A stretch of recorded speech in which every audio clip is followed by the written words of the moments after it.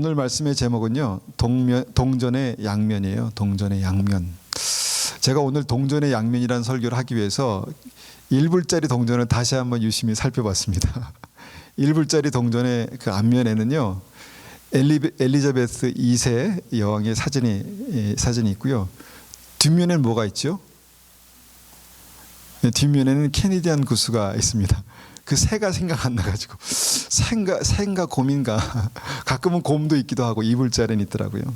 제가 이걸 왜 얘기하냐면 우리가 동전을 딱 바라볼 때 이것이 1불이구나 알 수 있는 그 동전을 우리가 이게 바라보면 처음에 보이는 게 뭐냐면 한 면이 보입니다. 한 면이 보이죠. 그런데 이 한 면의 가치는 이제 1불의 가치가 있는 거죠. 그런데 다른 쪽에 다른 면이 있다는 것입니다. 그런데 그 두 면이 일체라는 거예요. 일체. 한 몸이라는 거예요. 오늘 무슨 말씀을 하려고 동전의 양면이라는 제목을 가지고 나왔는가? 바로 우리의 삶 가운데 고난과 축복이 바로 동전의 양면과 같다라는 것을 말씀드리려고 합니다. 고난과 축복이 믿음 안에서 동전의 양면과 같아요. 어떻게 생각하십니까? 제가 이 집사님께 저번에 얘기하면서 하나님께서 대화 가운데 딱 주신 게 뭐냐면 위기는 축복이다. 축복은 위기일 수 있다. 이런 말씀을 딱 주셨습니다. 그리고 우리가 똑같은 맥락에서 제 마음 가운데 드는 생각이 제 삶 가운데 위기가 올 때마다 축복이 있었어요. 그리고 축복이 있을 때마다 또한 위기가 있었던 것을 보게 됩니다.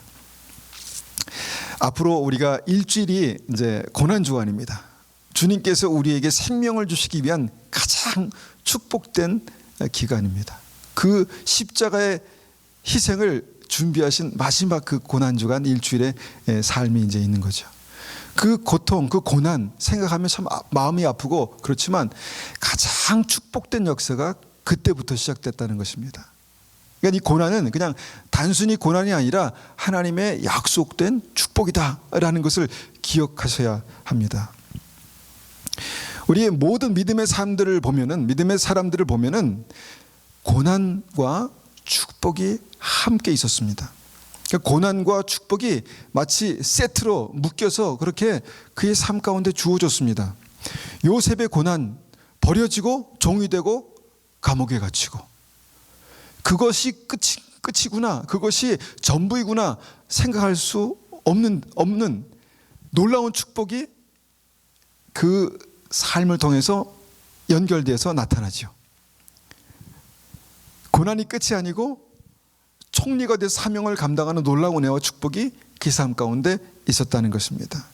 모든 믿음의 사람, 아브라함의 삶도 그렇습니다. 본토 친척 아비집을 떠나고 독자 이삭을 번제로 드려야 하는 그런 상황이 고난이었습니다. 그런데 그 고난이 그 아브라함을 복의 근원으로, 내가 동서남북을 바라보라, 내가 밟는 땅을 내게 주리라 라고 말씀하시는 하나님의 약속이 그의 고난을 통해서 나타나게 됩니다.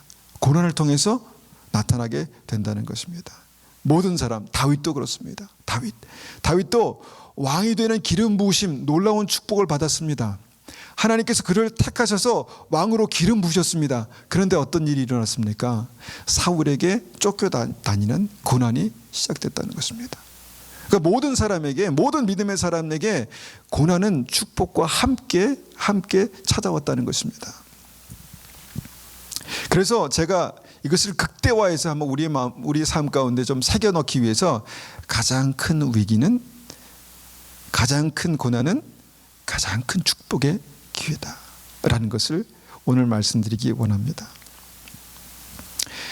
우리가 이제 말씀을 읽다가 참 이해하기 어려운 구절 가운데 정말 하나님의 놀라운 비밀, 진리가 있는데 그 중에 하나가 마가복음 10장 29절입니다. 한번 같이 보겠습니다.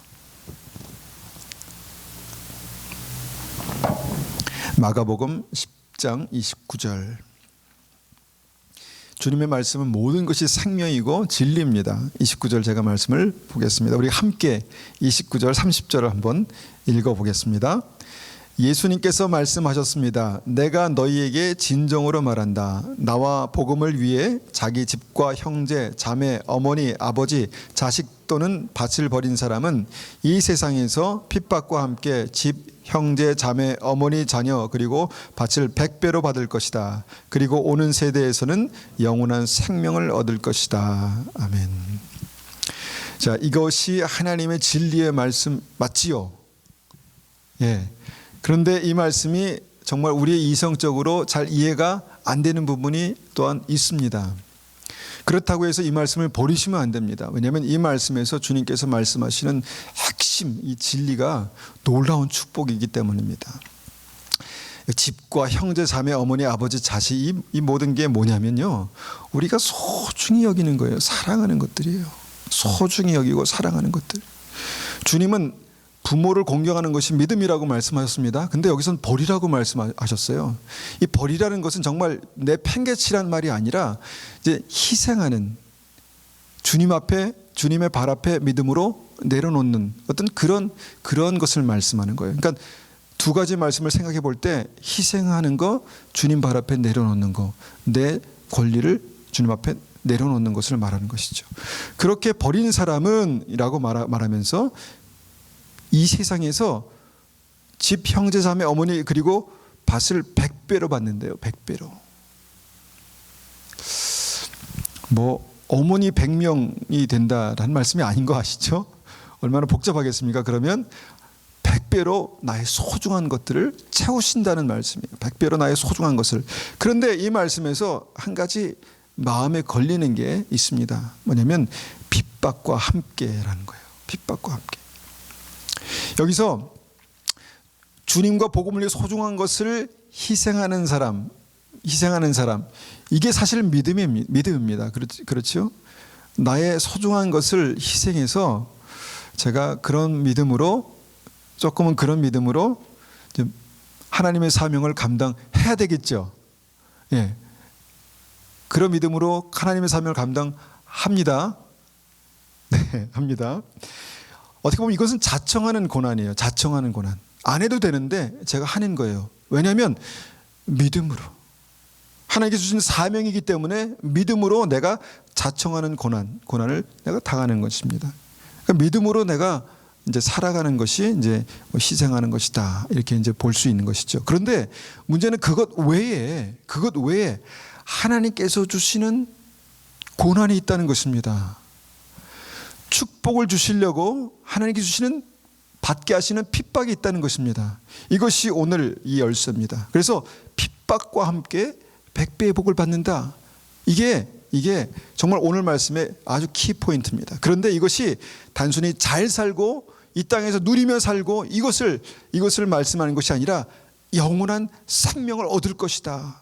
믿음으로 영생을 얻는 그 진리 가운데 믿음으로 영생을 얻는 그 믿음의 확증이 축복과 고난으로 나타난다는 것입니다.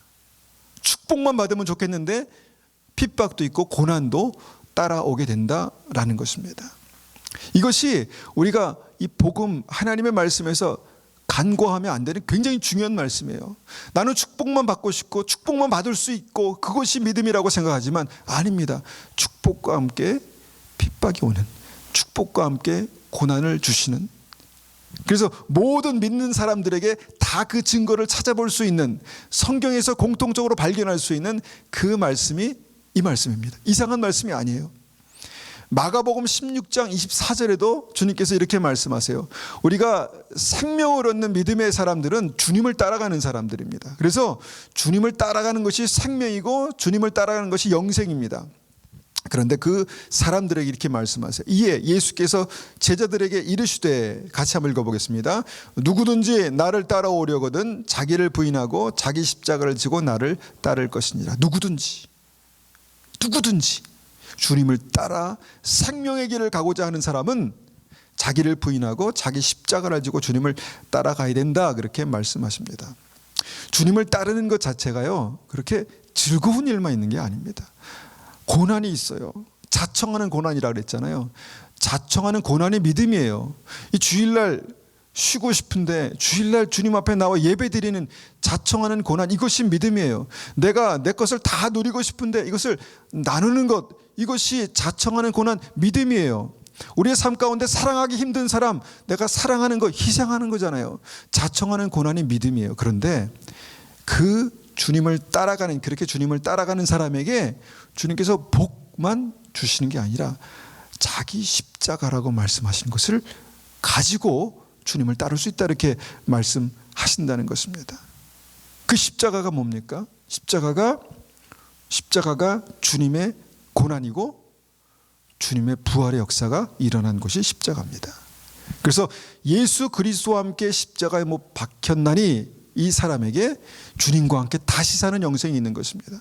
그래서 고난과 생명은, 고난과 축복은 뗄래야 뗄 수 없는 것입니다. 하나님께 주시는 가장 최고의 축복은 고난과 함께 붙어 있습니다. 자기 십자가를 버리면 고난이 없겠죠. 십자가가 고난이니까 부활도 없습니다. 주님을 따를 수가 없습니다. 내가 믿음을 가지고 산다라고 하는 모든 사람들에겐 그 믿음 때문에 내가 끝까지 붙들고 가야 되는 십자가가 있습니다. 그것이 가족일 수도 있고, 그것이 사람일 수도 있고, 그것이 어떤 일일 수도 있습니다. 그것을 버리고 가는 것은 믿음이 아닙니다. 고난에 실어서 피해가는 것은 믿음이 아니고, 그 고난을 믿음으로 붙들고 자기 십자가를 지고 갈 때 주님께서 그의 삶의 부활의 영광, 영생의 축복을 얻게 하신다라는 것이 성경 곳곳에서 발견하는 진리입니다. 이것을 무시하면 안 됩니다. 많은 사람들이 고난 빼고 핍박 빼고 이 축복만 받고 싶어요. 축복만 얘기해요. 그래서 듣기 좋은 축복만 막 얘기하는데 현실은 어떻습니까? 현실은 고난이에요. 인생이 고난입니다. 살아보십시오. 인생이 고난입니다. 그런데 고난을 믿음으로 통과한 사람에게 100배의 축복이 있는 것이 믿음입니다. 고난이 동전의 양면처럼 하나님께서 역사하시는 생명의 역사가 그것을 통해서 우리 삶 가운데 주어진다라는 것입니다. 고난을 생각할 때 우리가 반드시 기억해야 되는 게 욥기입니다. 욥은요, 하나님께서 인정하시는 믿음의 사람이었어요. 하나님께서 그 당시 아마 가장 그 믿음을 인정하시는, 사랑하시는 믿음의 사람이었습니다. 그런데 그가 어떤 고난을 받았는지 아주 대표적으로 욥기를 42장에 걸쳐서 쭉 기록한 내용들이 욥기입니다. 한번 1장 8절 말씀을 보시겠습니다. 1장 8절 우리 한번 같이 읽어보겠습니다. 여호와께서는 사단에게 내가 내 종 욥을 주의하여 보았느냐? 욥처럼 흠없고 정직하며 하나님을 경외하고 악을 미워하는 자는 세상 어디에도 없다라고 말씀하셨습니다. 그러면 끝난 거 아닌가요? 하나님을 경외하고 흠없고 정직하며 하나님을 경외하고 악을 미워하고 이런 사람은 세상 어디에도 없다. 그러면 끝난 거 아니겠습니까? 그럼 뭐가 있겠습니까? 그 삶 가운데 축복만 있겠죠. 이렇게 살아도 축복 못 받으면 안 되지 않습니까? 축복만 있겠죠. 축복만 있어야 합니다. 축복만 있을 것입니다. 우리는 그렇게 믿습니다. 그런데 욥기 42장의 전체를 보면 욥이 당하는 축복보다, 받는 축복보다 그 받는 고난에 더 많은 장들을 할애해서 기록하고 있습니다.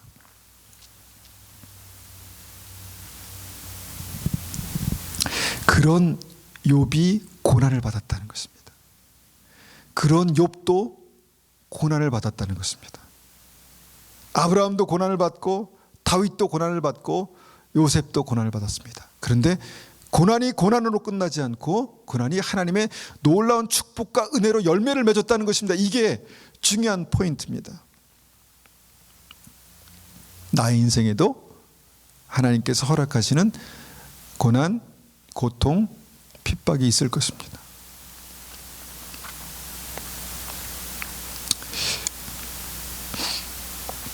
욥이요, 제가 욥기를 다 읽을 수 없기 때문에 부분으로 보겠지만 욥이 이러한 고난을 당했을 때 그의 마음은 어땠을까요?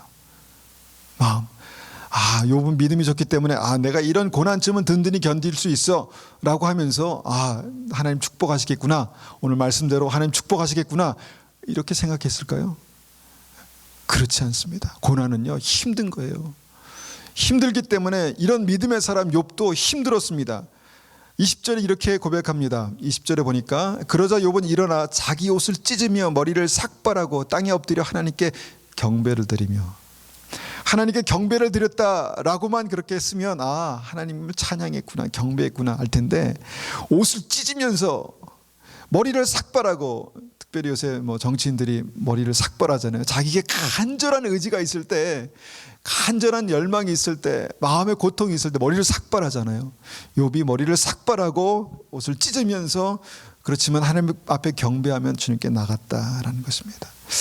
몇 가지 감정이 여기에 이제 기록되고 있는 것 같아요. 욥이 얼마나 힘들었을까, 얼마나 고통스러웠을까, 얼마나 참담했을까. 그리고 나서 이렇게 말합니다. 이게 자기를 위로하기 위해서 말하는 건지 아니면 믿음으로 말하는 건지 모르겠습니다. 내 어머니 태에서 벌거벗은 채로 나왔으니 벌거벗은 채로 그곳으로 돌아갈 것입니다. 주신 분도 여호와시요 가져가신 분도 여호와시니 여호와의 이름이 찬양을 받으시기 바랍니다. 뒤에 여호와의 이름이 찬양을 받으시기 바랍니다. 이거는 아마 믿음으로 그렇게 고백했던 것 같아요. 그런데 그 앞에 보니까 주셨습니다. 욥이 놀라운 축복을 받았습니다. 그런데 다 가져가셨습니다. 다 가져가셨습니다. 그래서 그냥 이 상황에서 믿음으로 정말 믿음으로 말하기 위해서 이거 다 하나님께서 주신 거 맞습니다.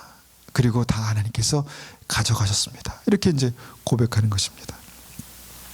얼마나 그의 마음 가운데 정말 괴로움이 심했을까, 괴로움이 심했을까를 생각해 볼 수 있습니다.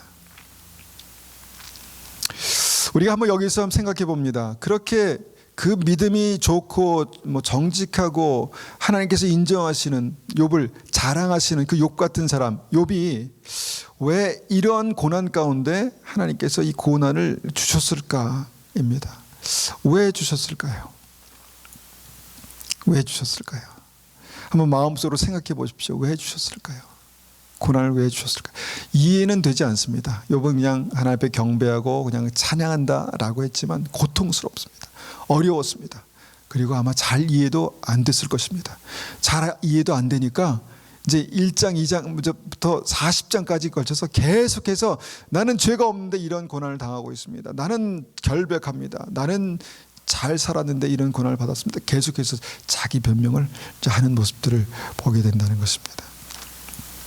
도대체 이 고난을 주신 하나님의 뜻이 뭘까? 이 고난의 유익이 뭘까? 이것을 우리가 이해하기 위해서 쭉 지나가다가 이제 42장의 욥기 42장의 마지막 부분들을 한번 부분적으로 보기를 원합니다. 42장은요, 욥이 그 인생의 고난을 통해서 배운 정말 중요한 그 진리를 거기에 기록하고 있습니다. 그러니까 우리는 욥기를 읽어서 알지만 욥은 그것을 경험해서 아는 거예요. 욥은 고통과 힘든 그 아픔 가운데 그것을 경험하고 나서 이것이 하나님의 고난의 뜻입니다 라고 그렇게 고백하는 것입니다. 우리의 삶에도 아마 그러한 고난이 있었을 것입니다. 그리고 있을 수도 있습니다. 같은 마음으로 한번 그것을 생각하시면서 이 말씀을 한번 보겠습니다. 욥기 42장 1절 2절입니다. 욥이 나는 막 이 죄가 없습니다. 나는 잘못이 없습니다. 그러니까 하나님께서 욥을 네가 그렇게 결백하다고 하는 것이 옳으냐? 네가 하나님의 역사를 다 이해하느냐? 책망하시는 부분이 이제 41장에 나오고 42장에서 욥이 이런 대답을 합니다. 1절 그러자 욥이 여호와께 대답했습니다. 주께서는 무슨 일이든지 하실 수 있기 때문에 아무도 주님의 뜻을 방해할 수 없는 줄 압니다. 이게 무슨 의미일까요? 욥이 엄청난 고난의 대가를 치르고 나서 첫 번째 깨달은 진리가 이것입니다. 그것이 뭐냐면 아무도 거스릴 수 없는 내 인생을 향한 하나님의 뜻이 있다라는 것입니다. 뭔가 좀 바꿔보고 싶고 뭔가 피해가고 싶고 그렇지만 아무도 거스릴 수 없는 내 인생을 향한 하나님의 뜻이 있다라는 것입니다. 우리가 고난과 어려움을 당할 때 내가 무슨 잘못을 했기 때문에, 내가 무슨 죄가 많아서 이러한 일을 당했을까, 이런 생각도 들기도 하고, 어떻게 하면 이것을 바꿔볼 수 있을까라는 생각도 하기도 합니다. 물론 그 방법들은 나중에 우리가 보겠지만, 그 상황에서, 그 당시의 그 상황에서 아무도 거스를 수 없는 하나님의 뜻이 있다라는 것을 욥이 받아들였다라는 것이 오늘 첫 번째 중요한 포인트입니다. 절대로 거스를 수 없는 하나님의 뜻이 있다. 욥이 당한 고난을 생각해 볼 때 이 절대로 거스릴 수 없는 하나님의 뜻은 이해도 할 수 없고 받아들일 수도 없고 피해가고 싶고 어떤 그런 하나님의 뜻이었다는 것입니다. 그것이 있다라는 것을 욥이 지금 깨달았다는 것입니다. 요셉이 버려지고 종이 되고 죄수가 되고, 욥이 계획한 건 아니었는데 버려지고 종이 되고 죄수가 되고 하나님의 뜻 가운데 있었다는 것입니다. 그런데 총리가 되고 하나님의 뜻 가운데 있었다는 것입니다. 그런 계획이 나의 삶 가운데도 있다라는 것입니다. 믿으십니까? 한 번만 믿으시네. 하나님의 주권이 있습니다. 내 인생에 내가 주인이고 내가 마음대로 계획한 대로 되는 것이 아니라, 내가 할지라도 안 되고 안 할지라도 되는 하나님의 주권, 하나님이 계획하신 그 일이 있다라는 것입니다. 좋은 쪽만 보면 요셉이 총리가 되는 사명이지만, 부정적인 측면을 보면 그 100배의 축복과 함께 오는 고난, 종이 되고 죄수가 되고 버려지는 그런 일들이 있다라는 것이 오늘 핵심입니다. 그리고 이것이 하나님께서 정하신 뜻이다라는 것을 오늘 말씀에서 우리가 보기 원합니다. 내 인생에 하나님이 정하신 계획이 있습니다. 그리고 그것을 받아들이는 것이 믿음입니다. 그래서 저는 주님께서 제 인생에 하나님께서 정해진 계획을 살고 싶습니다. 제 인생에 하나님께서 정해진 계획이 뭘까요? 저를 위해서 기도해 주시다가 혹시 아시면, 하나님께서 정하신 계획을 살아가는 것, 그것이 이제 믿음이고, 그것이 주의 책에 기록되는 삶입니다. 우리가 이렇게 생각해 보면, 우리는 나의 꿈과 나의 비전이라는 말을 이제 가지고 내 인생을 설계합니다. 하나님, 내가 이런 일을 하고 싶습니다. 내가 이렇게 하나님 앞에 쓰임 받고 싶습니다. 물론 그렇게 하나님께 쓰실 수 있습니다. 그렇게 하나님께서 역사하실 수 있습니다. 그 기도를 응답하실 수 있습니다. 그런데 하나님의 꿈, 하나님의 뜻, 하나님의 비전이 내 인생 가운데 있다라는 것에 대해서 많이 생각 못합니다. 내가 비록 지금 이렇게 살지라도, 내가 비록 지금 이런 모습일지라도 나에게는 하나님의 뜻, 하나님의 계획, 하나님의 꿈이 있다라는 것을 생각할 수 있는 것이 믿음입니다. 욥이 그것을 알았다는 것입니다. 많은 사람들이요, 내 뜻대로 되면 성공이라고 말하고 내 뜻대로 되지 않으면 실패라고 말합니다. 그러나 열심히 믿음으로 살았을 때 실패하건 성공하건 하나님의 정하신 계획대로 우리가 믿음으로 가는 것입니다. 내가 안 하고 비껴가고 거스리고 하다가 그게 아니라, 내가 믿음으로 살다가 주님 앞에서 당하는 실패까지도 하나님의 뜻 안에서 우리가 인정하는 것이 믿음이다라는 것입니다.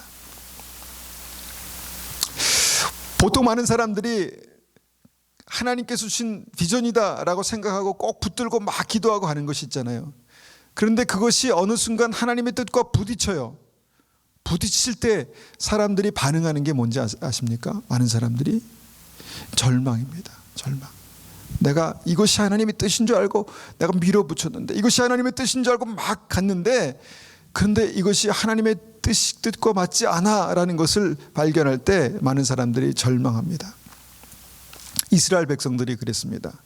하나님께서 약속의 땅을 가나안을 약속하시고 믿음으로 그 땅을 향해서 나아가다가 하나님의 뜻과 그들의 뜻이 정면으로 부딪히는 그때가 가장 중요한 그들의 인생의 가장 중요한 순간이었습니다. 가나안 땅 앞에서 그들의 의지와 하나님의 뜻, 그들의 뜻과 하나님의 뜻이 정면으로 부딪히면서 그들에게 나타난 것이 뭐냐면 절망이었습니다. 절망, 가장 큰 절망. 애굽에 매장지가 없어서 여기서 죽이려고 하는가, 여기서 다 우리 가족들, 아이들 다 죽을 것이다. 완전한 절망이었습니다. 여러분, 완전한 하나님의 약속에 가장 임박해서 이스라엘 백성들이 반응했던 게 완전한 절망이었다는 것입니다. 약속의 땅에 들어가는 가장 결정적인 순간에 하나님의 뜻과 사람의 뜻이 부딪혀서 그때 이스라엘 백성들이 반응했던 게 절망이었다라는 것을 우리는 꼭 기억해야 합니다. 그러면 절망으로 반응하지 않기 위해서 어떻게 해야 되는가? 오늘 말씀이 필요한 것입니다. 인생을 향한 하나님의 뜻을 내가 받아들일 수 있는 것만 받아들이지 않고 내가 받아들일 수 없는 것까지 다 이해하면 절망을 소망으로 바꿀 수 있습니다. 지금 내가 이런 어려움과 고통 가운데 있을지라도 하나님께서 이것을 통해서 믿음으로 나아갈 때 동전의 양면처럼 이 절망의 뒤에 있는 하나님의 소망이 나의 삶 가운데 열매 맺고 나타날 것이다. 이것이 믿음입니다. 절망을 통해서 소망을 볼 수 있는 것이 믿음이다라는 것입니다. 여러분, 그 인생의 그 고난을 통해서 절망으로 반응하면요, 정말 패망합니다. 망합니다. 거기서 그냥 이스라엘 백성처럼 망하는 것입니다. 그런데 그 고통의 순간에서 절망으로 반응하지 않고 소망으로 반응하면요, 생명이 역사하는 것입니다. 믿음의 사람들의 삶 속에서 가장 중요한 순간순간마다 그 절망과 그 소망이 같이 공존하고 있었습니다. 하나님의 약속은 분명히 소망일 것입니다. 생명입니다. 그렇죠? 그런데 그곳에 절망이 있었다는 것입니다. 절망의 순간, 절망을 가질 수 있는 그런 순간들이 있었다는 것입니다.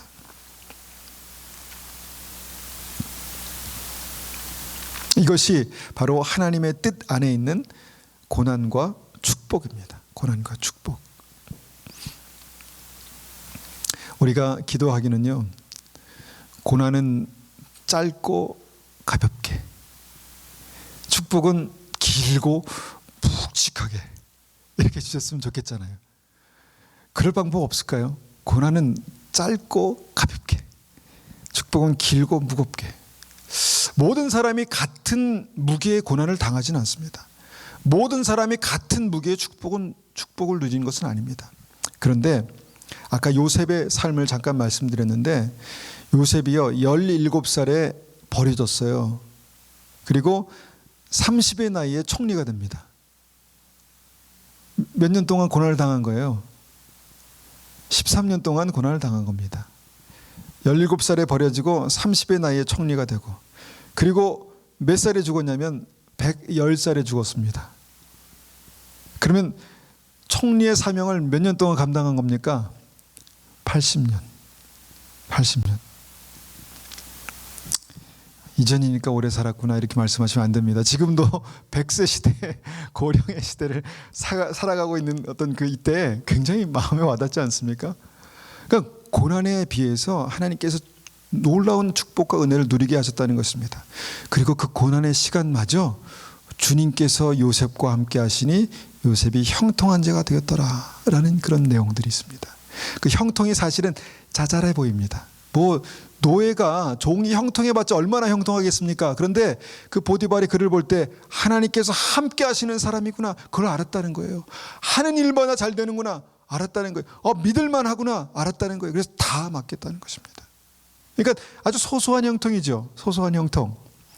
그런데 그의 삶 가운데 정말 이 13년의 짧은 어떤 그 고난의 시간들이 80년의 놀라운 축복의 시간으로 그렇게 변화되는 것을 보게 됩니다. 그것이 끝입니까? 아닙니다. 영생이 있잖아요. 하나님의 나라 기대가 되지 않습니까? 하나님의 나라가 기대가 되지 않으세요? 기대가. 되는 눈빛으로 저를 바라봐 주세요. 하나님의 나라가 기대가 되지 않으세요? 기대가 됩니다. 우리가 이 땅에서 비록 힘들고 어려운 인생을 살지라도 우리 영원한 하나님의 나라를 사모하며 그 땅에 들어갈 것입니다. 그런데 우리가 사는 이곳에서도 하나님의 축복과 은혜가 그 고난과 함께 예비되어 있습니다. 자, 이것을 이제 욥이 알았다는 것입니다. 하나님께서 정하신, 내 인생에 하나님 정하신 계획이 있구나. 두 번째, 욥이 기가 막힌 대가를 치르고 나서 두 번째 깨달은 진리가 뭐냐면, 여러분 잘 들으셔야 합니다. 제가 이전에 한 번은 이걸 너무 좀 심하게 말씀드린 것 같아서 좀 죄송한데 한번 부드럽게 말해 보겠습니다. 욥이 두 번째 이 대가를 치르고 깨달은 중요한 진리가 뭐냐면, 나는 무식하고 교만하다입니다. 자, 보십시오. 욥기 42장 3절입니다. 무식한 말로 내 뜻을 가리는 자가 누구냐라고 물으셨지요. 주님께서 하신 말씀입니다. 정말 저는 알지도 못하면서 말하였고 깨닫지 못하는 일들을 아는 채 하였습니다. 하나님께서 보시기에 정말 의롭다 말씀하시는, 하나님께서 귀하다 말씀하시는, 특별한 믿음이다 말씀하시는 그 욥에게도 내가 정말 무식했구나, 내가 정말 교만했구나 라는 것이 있었다는 것을 발견했다는 것입니다. 40장, 장장 40장에 걸쳐서 계속해서 나는 의롭습니다, 나는 죄가 없습니다, 그렇게 얘기했는데 주님께서 무식한 말로 내 뜻을 가리는, 하나님의 정하신 뜻을 가리는 자가 누구냐라고 물으셨을 때 요셉은 나는 정말 무식하고 교만합니다 라고 그렇게 고백했다는 것입니다. 가장 심각한 무식은요, 자신이 무식한지 모르는 것입니다. 가장 심각한 무식은요, 자기가 무식한지 모르는 것이고요, 가장 무서운 교만은요, 자기가 교만한 줄 모르는 것입니다. 저는 조금씩 이제 알아가고 있는 것 같습니다. 제가 무척 교만한 사람이었고 무식한 사람이었는데, 제가 여전히 무식하고 교만하지만 주님께서 저의 삶을 드러내실 때마다 감사하는 마음이 있습니다. 감사하는 마음. 왜냐하면 그것이 욥의 삶 가운데 하나님께서 행하셨던 하나님의 뜻이기 때문입니다. 우리가 믿음은 뭐냐? 믿음은 주님 앞에서 주님의 영광의 빛이 비출 때 우리의 연약함을 주님께서 보게 하시는 것이 믿음입니다. 나는 아무 문제 없고 나는 완전하고 나는 잘났다라는 것이 믿음이 아니라, 내가 주님의 영광의 빛을, 강한 빛을 비추실 때 나의 숨겨진 그런 교만과 나의 숨겨진 그 무능이, 무식함이 드러나는 것이, 그것이 은혜입니다. 그래서 주님 앞에 엎드리는 것입니다. 주님 앞에 엎드리지 못하는 어떤 그 많은 분들의 경우는 이것을 알지 못합니다. 그러면 고난은 뭐냐? 고난은 그것을 드러내시기 위해서 나에게 허락하시는 것입니다. 나는 부족하구나, 나는 정말 하나님이 필요하구나, 주님 나의 삶을 붙들어 주셔야만 제가 바로 설 수 있습니다. 이것을 위해서 우리의 삶 속에 주시는 것이 고난입니다. 그러면 우리가 반대로 주님, 정말 주님의 지혜가 필요합니다, 주님의 은혜가 필요합니다, 하나님, 그렇게 엎드릴 수 있는 겸손이 우리의 삶 가운데 있다면요, 짧은 고난과 놀라운 축복을 경험할 수 있게 되는 것 같습니다. 그런데 그게 어려운 것 같아요. 사람을 보니까, 저를 보니까 그게 어려운 것 같아요. 왜 이렇게 겸손하기가 힘든지, 남들이 좀 나를 무시하면 왜 이렇게 자존심 상하는지. 지금은 좀 덜합니다, 무시해도. 남들이 막 욕해도요, 지금은 별로 그렇게 상처가 전혀 없다면 거짓말이겠지만 좀 덜 되는 것 같아요. 그러니까 많이 이제 좀 단련된 겁니다. 그러니까 겸손하고요, 낮아짐은요, 다른 사람이 겸손하고 아무것도 아니라고 이렇게 무시해도요, 크게 문제가 되지 않습니다. 왜냐하면 내가 알고 있으니까. 그래서 많은 사람들이 저에게 만약에 그렇게 얘기한다면, 그럼 좀 가르쳐 주십시오. 제가 오히려 그렇게 얘기할 것 같습니다. 제가 말씀을 이렇게 나누면서 이제 많은 분들에게 이제 제가 알고 있는 제가 깨달은 진리를 이제 다른 얘기들을 이제 하세요. 그럼 제가 듣습니다. 제가 배우겠습니다. 제가 듣겠습니다 하고 잘 듣습니다. 아, 그렇군요. 그렇습니다. 제게 이런 마음이 있는 게 얼마나 감사한지 모르겠습니다. 여러분, 삶에서 그 교만과요, 겸손은 극명하게 드러납니다. 극명하게. 교만은 패망의 선봉입니다. 넘어짐의 앞잡입니다. 똑똑한 것 같지만 여러분 가장 어리석은 것입니다. 근데 욥이 고난을 통해서 나는 교만한 사람이구나. 나는 지혜가 없구나. 이것을 깨달았다는 것입니다. 그러니까 우리가 고난 앞에서 하나님께서 이것을 알게 하시려고 나에게 고난을 주셨구나. 이걸 알면 되는 것입니다. 욥이 욥과 같은 사람이 나는 무식하고 교만한 사람입니다 라고 고백했다면 나는 얼마나 무식하고 교만하겠습니까? 주님의 눈에 보기에. 그거 그냥 인정하면 되는 것입니다. 그러면 상처받을 일도 없고요. 남들이 나를 인정 안 해줘도 실망할 필요 없습니다. 그게 뭐가 문제입니까? 주님께서 나의 믿음을 인정하시는데, 욥기 1장 8절에 주님께서 욥의 믿음을 이미 인정하셨는데 뭐가 문제가 되겠습니까? 그런데 그게 어려운 거예요.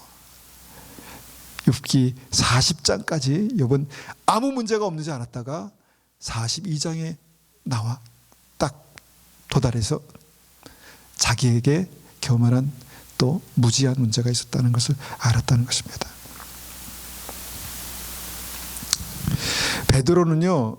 베드로도 우리가 정말 교만 때문에 크게 무너질 뻔했습니다. 교만이요, 아주 악한 모습이 아닙니다. 주는 그리스도시요 살아계신 하나님의 아들입니다라는 놀라운 진리를 깨달았습니다. 얼마나 놀랍습니까? 그런데 그와 함께 교만이 찾아왔습니다.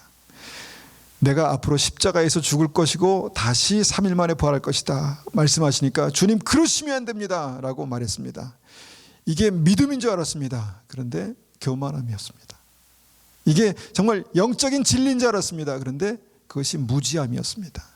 그것을 통해서 베드로도 크게 넘어질 뻔했고 너는 나를 넘어지게 하는 자로다라고 말씀하시는 그 주님의 말씀 가운데 베드로가 위기에 봉착했던 것을 기억합니다. 그럼에도 불구하고 베드로는 끝까지 주님을 떠나지 않았죠. 그리고 나중에는 실패를 통해서 하나님의 영광을 보게 하셨습니다. 고난을 통해서 하나님의 영광을 보게 하셨습니다. 그래서 모든 사람에게 그 고난이 유익한 것입니다. 욥이 큰 대가를 치르고 깨달은 세 번째 진리가 뭐냐면 욥기 42장 4, 5절입니다. 주님께서 들어라, 내가 말하겠다, 내가 묻겠으니 너는 대답하여라고 하셨지요. 주님에 대하여 귀로 듣기만 했는데 이제 저는 주를 눈으로 직접 보았습니다. 무슨 말일까 생각해 봅니다. 주님께서 그냥 귀로 주님에 대해서 듣기만 했는데 이제는 눈으로 직접 대면해서 본다는 것입니다. 우리가 아무리 믿음이 좋다고 해도요, 예수 그리스도의 분량에 못 미칩니다. 그래서 아무리 믿음이 좋은 사람도 주님 앞에 겸손히 나아가면요, 주님께서 깨닫게 해주시고 가르쳐 주시고 만나 주시고 놀라운 일들이 우리의 믿음에 생깁니다. 제가 하나님 앞에 지금 이 믿음으로 걸어온, 부족하지만 믿음으로 걸어온 시간들을 보면요, 하나님께서 함께 하시는 게 이제는 막 느껴지는 거예요. 예배 가운데. 집사님, 하나님께서 함께 하시는 게 느껴지는 거예요. 그런 믿음이 되시길 원합니다. 찬송하면 주님께서 말씀하시고, 기도하면 주님께서 깨닫게 하시고, 그런 은혜가 있는 거예요. 주님과 친밀한 어떤 그 은혜 가운데는요, 상황은 아무 변화가 없는데 내 마음 가운데 확신과 믿음과 담대함이 있는 것이 믿음입니다. 주님께서 나의 인생에 살아계신 게, 역사하시는 게 느껴지는 게 믿음이에요. 주님께서 함께 계시는 게 그냥 마음으로만 믿어지는 게 아니라 삶 가운데 경험하고 동행할 수 있는 것이 믿음입니다. 그런 믿음까지 가시기를 축원합니다. 그런 믿음까지 가야 합니다. 귀로 듣기만 했는데 이제는 주님을 직접 봅니다. 저에게 그런 갈망이 있습니다. 앞으로의 인생 가운데, 주님 앞으로의 사역 가운데 하나님, 제가 어떤 것을 추구하며 믿음으로 나가야 되겠습니까? 라고 기도할 때 제 마음 가운데 드는 생각은 하나님을 더 깊이 알아가고 주님과 동행하는 것입니다. 그러면 끝나는 것입니다. 그러면 인생 끝나는 것입니다. 믿으십니까? 그러면 인생 끝나는 것입니다. 뭐 더 이루고 더 가지고 그렇게 안 해도 동서남북을 한순간, 동서남북을 바라보라, 내가 네게 밟는 땅을 내가 주겠다. 말씀하시는 하나님의 말씀과 약속과 은혜가 있으면 그냥 끝나는 것입니다. 물론 뭐 게으르고 나태하고 뭐 거짓말하고 뭐 그냥 그렇게 살아가는 게 아니라 믿음으로 한 걸음 한 걸음, 많이도 아닙니다, 한 걸음 한 걸음 걸어가는 그 믿음의 삶에 주님께서 함께 하시면 고난도 있지만 하나님의 놀라운 100배의 축복이 있다라는 것이 오늘의 말씀입니다. 그리고 마지막으로 네 번째, 한 가지만 더 말씀드립니다. 욥이 어려운 고난을 통해서 깨달은 놀라운 축복이 뭐냐면, 고난을 축복으로 바꾸는 놀라운 비밀이 회개에 있다는 것을 깨달았습니다. 회개는 예수 믿을 때 한 번 하는 거, 어떤 사람은 그렇게 얘기하기도 합니다. 회개를 이전에 한 번 눈물 흘리면서 한 번 했는데 이제 회개가 안 돼, 이런 생각도 하는 분도 계십니다. 똑같은 일을 계속해서 반복하고 있는데, 똑같은 죄를 반복하고 있는데 그럼 회개가 뭔가, 이런 생각을 하기도 합니다. 여러분, 이거 회개에 대해서는 정말 끊임없이 고민하고 기도하셔야 합니다. 그런데 욥이 그 고난을 축복으로 바꾼 결정적인 기회가 회개였다는 것입니다. 회개. 욥기 42장 6절입니다. 이제 제 자신을 경멸합니다. 그리고 틱들과 제 가운데 회개합니다. 단순한 한 문장이 아니라 그의 삶의 고통과 고난을 통해서 다다른 결론이 뭐냐면 하나님 앞에 회개합니다 였습니다. 고난이 있을 때마다, 고통이 있을 때마다 그 고통이 고통으로 끝나지 않는 이유는 바로 하나님 앞에 돌이키는 회개하는 그 포인트가 있었기 때문입니다. 여러분, 이것을 우리가 다시 한번 깊이 우리의 마음 가운데 새기셔야 합니다. 내가 뭘 회개할 게 있을까? 뭐 생각 안 나는 걸 회개할 필요는 없습니다. 그런데 하나님 앞에 그 고난과 고통 가운데 서면 보여주시는 게 있습니다. 그것을 회개하시면 됩니다. 그것을. 그러면 회개가 고난을 축복으로 바꾸는 터닝 포인트가 되는 것입니다.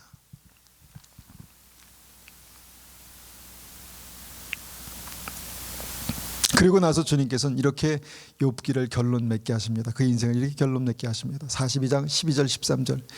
여호와께서 욥의 말년에 처음보다 더 큰 복을 주셔서 그는 14,000마리의 양과 6,000마리의 낙타와 황소 1,000결이와 당나귀 1,000마리를 소유하게 되었습니다. 숫자가 굉장히 뭐 이렇게 많이 나오지만 이게 중요한 게 아니라 하나님께서 욥을 축복하셨다는 것입니다. 그리고 욥은 7명의 아들과 3명의 딸을 낳았습니다.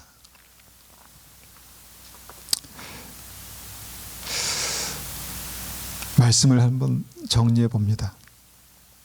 나를 향한 하나님의 뜻이 있습니다. 나를 향한 하나님의 뜻이 있습니다. 아무도 막을 수 없고 거스를 수 없는 내 인생을 향한 하나님의 뜻이 있습니다. 때로는 그것이 고난의 모습으로, 때로는 그것이 축복의 모습으로 오지만 결정적으로 하나님께서는 그것이 영생의 길이다 말씀하십니다. 핍박과 함께 100배의 축복을 받는데 그 마지막은 영생이라고 말씀하십니다. 영생을 누리는 사람의 삶 속에 나타나는 그 축복과 고난은요, 그래서 의미가 있는 것입니다. 고난과 축복은 한 세트입니다. 그래서 고난을 만날 때, 정말 힘겨운 고난을 만날 때 절망할 필요가 없습니다. 왜냐하면 하나님께서 계획하신 일이 있기 때문에 믿음의 사람들이 그 고난의 시간들을 지나가는 것입니다. 그런데 그 고난의 시간을 지나가면서 가장 최선의 어떤 그 하나님 앞에서 최선의 방법은, 축복된 방법은 엎드려 회개하고 겸손해지는 것입니다. 그러면 하나님께서 우리의 삶 가운데 반드시 은혜를 부으실 것입니다. 우리의 인생이 짧지만 앞으로 시간들이 있습니다. 살아갈 시간들이 있습니다. 그 살아갈 시간 그 가운데 정말 고난도 있겠지만 고난을 통해서 100배의 축복과 은혜를 경험하시는 그런 한 분 한 분이 되시기를 축원합니다. 그리고 그 삶의 마지막은 영생이 될 것입니다. 우리가 한번 같이 기도하겠습니다. 이사야서 55장 6절에 이렇게 말씀하십니다. 너희는 여호와를 만날 만한 때에 찾으라. 가까이 계실 때에 그를 부르라. 지금이 그때입니다. 우리의 삶 가운데 어려움과 고난이 있다면 지금이 바로 그때입니다. 아모스 5장 6절에 말씀하십니다. 너희는 여호와를 찾으라 그리하면 살리라. 너희는 여호와를 찾으라 그리하면 살리라. 반드시 우리의 삶 가운데 그런 역사, 그런 은혜가 나타날 것입니다. 하나님, 우리가 믿음으로 주님 앞에 나아갑니다. 믿음으로 주님을 붙듭니다. 우리의 삶 가운데 고난 가운데 있다면, 우리의 삶이 어려움과 고난 가운데 있다면 특별히 이 시간 주님 앞에 겸손히 엎드려 주님의 얼굴을 구합니다. 우리의 삶을 붙들어 주시고 우리의 삶에 하나님의 영광과 은혜를 보기까지 믿음으로 우리가 한 걸음 한 걸음 믿음으로 나아갈 수 있도록 붙들어 주십시오. 그렇게 한번 같이 기도하겠습니다.